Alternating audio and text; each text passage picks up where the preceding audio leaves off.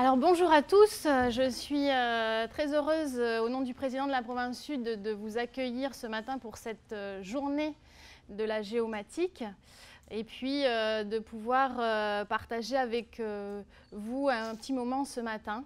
C'est important pour le président de la province Sud qu'il soit représenté aujourd'hui parce qu'au niveau de la collectivité, nous avons un intérêt tout particulier à suivre votre travail. Alors avant de venir, j'ai regardé ce que nous faisions au niveau de la province en termes d'outils qui intègrent des SIG. Et j'ai fait un petit recensement et j'ai dénombré une douzaine d'applications qui intègrent ces SIG. En 2014, quand je suis arrivée à la province, nous n'en avions que 3. C'est donc un énorme travail qui a été accompli par les équipes de Denis.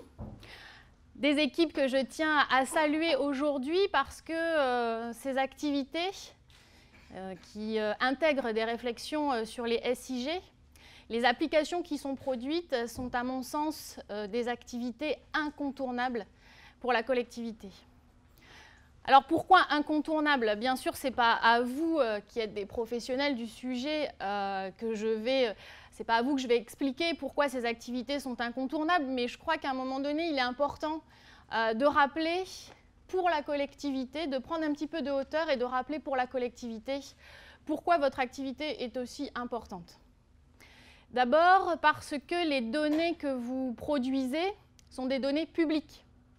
Ce sont des données publiques financées par le contribuable et ces données doivent donc être restituées aux administrés. On a une demande croissante de transparence de la part de la population et c'est tout à fait justifié. Nous avons le devoir d'effectuer un retour sur cette production de données et c'est le travail que vous menez au quotidien. En plus, il existe des sujets particulièrement sensibles où nous avons le devoir de restituer une information fiable.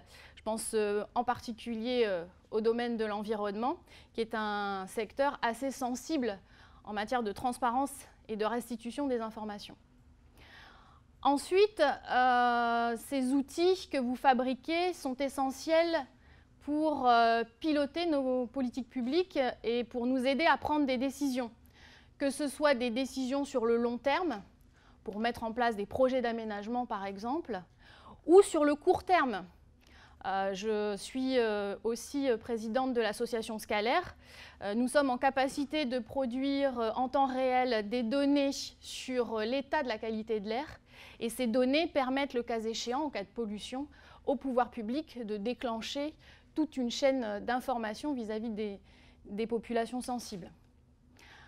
Ensuite, la troisième raison, qui me semble une des plus importantes, c'est que notre job, finalement, le mien, le vôtre, c'est bien d'améliorer la vie quotidienne des Calédoniens.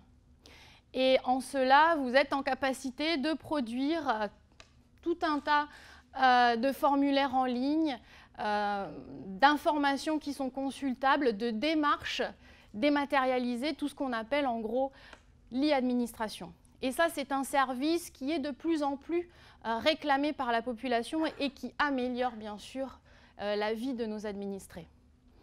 Et enfin, je dirais que nous avons aussi, la collectivité, un devoir vis-à-vis du secteur économique, puisque nous devons améliorer sa compétitivité et pour cela l'aider. Je pense par exemple au secteur de l'agriculture, où un certain nombre de données que vous produisez peuvent permettre, par exemple, de suivre le marché des parcelles qui sont en vente ou encore l'occupation des zones agricoles.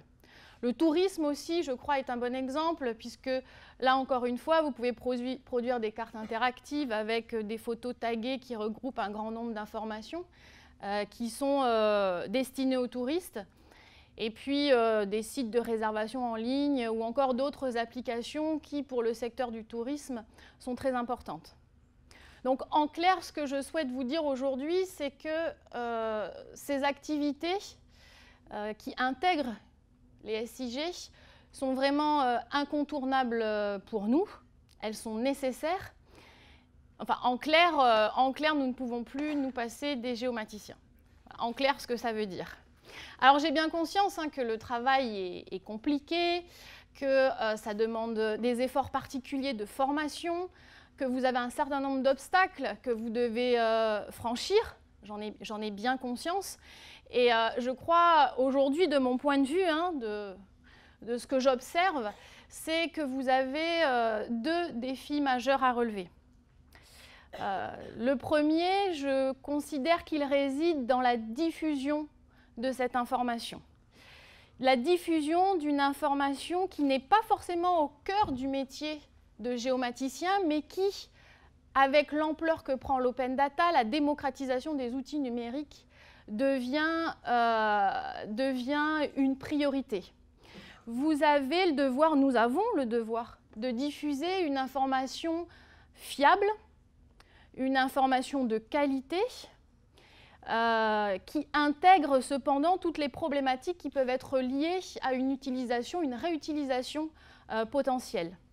Je crois qu'il y a un ensemble de données qu'il faut qu'on intègre en matière de sécurité, tout en pouvant rendre accessible au plus grand nombre cette information. Alors, au niveau de la province Sud, on a intégré cette donnée, hein, on est passé de 3 applications à 12 applications, et on a formé tous nos géomaticiens à des technologies qui ont trait à l'open data, et je crois que c'est vraiment important pour garantir la performance du service qui est rendu à nos administrés. Et enfin, le deuxième défi, il me semble, c'est bien celui de la collaboration, puisque non seulement les administrés attendent une donnée fiable, mais ils attendent aussi une donnée complète, qui intègre donc un maximum de paramètres. Et c'est pour ça que vous devez travailler ensemble, échanger à l'intérieur de la collectivité, avec les autres collectivités, mais aussi avec l'ensemble des partenaires, qu'ils viennent du secteur associatif ou économique. Alors je crois que le club de géomatique, avec les activités qui sont menées, tout à fait de nature à relever ces défis.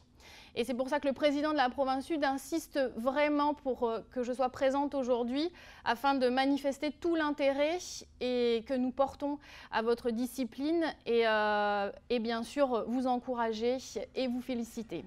Donc je vous souhaite une bonne journée de travail, une journée productive. Je suis persuadée que le gouvernement qui est présent aujourd'hui s'inscrit dans la même veine et je vais lui laisser la parole tout de suite. Merci, Monsieur Bernard Deladrière, de nous faire l'honneur de votre présence. Bonne journée.